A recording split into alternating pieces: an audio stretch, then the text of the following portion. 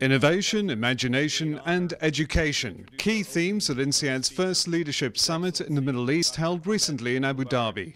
Some of the Gulf's grand visionary plans have encountered unforeseen obstacles in recent months due to a growing debt burden, but the dreams remain largely intact. In Abu Dhabi, for example, there are plans for a cultural island costing tens of billions of dollars, which will become the regional homes of the Louvre, Guggenheim and INSEAD. For the school, it's a meeting of minds as the Emirate shares the school's values.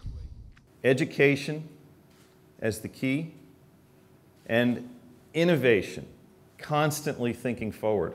INSEAD is setting up its third campus in Abu Dhabi. It plans not just to export knowledge to the region, but to learn from it. We are coming to a place to understand it, to help the people from the region, Asia first, now the Middle East, acquire some knowledge, because we're a school after all. But at the same time, we try to find in those regions features that can benefit the other parts of the world. The summit brought together government and business leaders and academics. The theme of the summit, Leadership in a Changing World, was timely. The world urgently needs the right leadership to help navigate its course amid global challenges of unprecedented magnitude. Innovation is the ability to see a different reality, said the Deputy CEO of Dubai Media in a panel session on the topic. The United Arab Emirates, she said, has faced many challenges, but its innovative leadership has held the country together. I honestly believe that generations from now, people will talk about the setting of the path for an Arab Renaissance, which really is being sown in the United Arab Emirates today. But challenges still remain. The Middle East is lagging behind in terms of R&D funding, and that's stifling innovation, as are the pressures on young people to go into relatively safe government or banking jobs rather than become entrepreneurs. I don't think there is an on and off switch to say, you know, or you know, a CEO that comes up and decrees we are going to be an innovative companies. It goes back to the kind of people that you recruit. Diversity here is, of course, very, very important. Several of the panelists also spoke of the need to allow people to experiment and fail. There are huge mistakes taking place on a daily basis, which are worth hundreds of millions of dirhams and dollars that you'll never hear about. In our business, you really don't want to celebrate those, but you know that they're a learning process, and it's a very painful learning process. For Franz Humer, chairman of Roche and INSEAD, there is no recipe for innovation, although there may be some ingredients. And he outlined the issues facing R&D in the pharmaceutical industry. To develop a new drug today costs you north of $1 billion. I could also spend half with the same output. I just don't know which half to cut.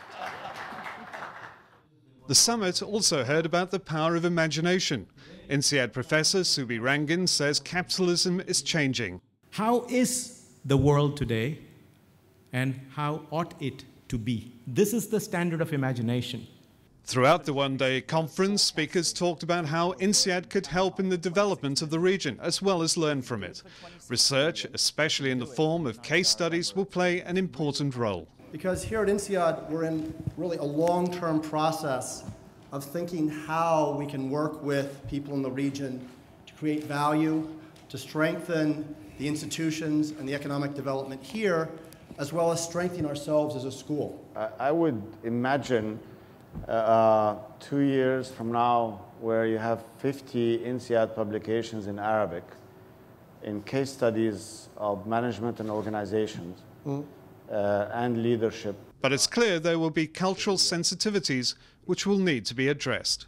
It's always important for them that it's not a campus for delivering the same degree or programs that's been offered in their home country.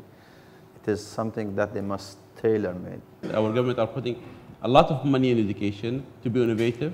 Today for me, INSEAD is a catalyst for exchange of ideas, exchange of culture, is a bridge between two cultures, between the West and East. Let us use this culture and the benefits of all of us. Let us be a platform of think tank. Human capital is another challenge facing not just the Middle East, but many parts of the world. But in the region, there are high unemployment rates, especially among young people, and a high dependency level on foreign talent and labour. This region is a catalyst, the most intense catalyst of that skills gap, the talent gap that we see anywhere in the world. It has many of the right institutions, the top brains running the governments, but somehow there is just something missing. And work, or rather job creation, is uppermost in the minds of many Muslims, says Dalia Mokahed, who's conducted extensive research into Muslim public opinion for Gallup. I think that this was one of the most exciting questions we asked. What are your dreams for the future? What are your dreams for your country? The most frequent response, whether we were asking someone in Kabul or Kansas, was a job, a good, dignified job. In closing, Dean Frank Brown said there's a lot the school can do to help business and government come together, not only in the region but also elsewhere in the world.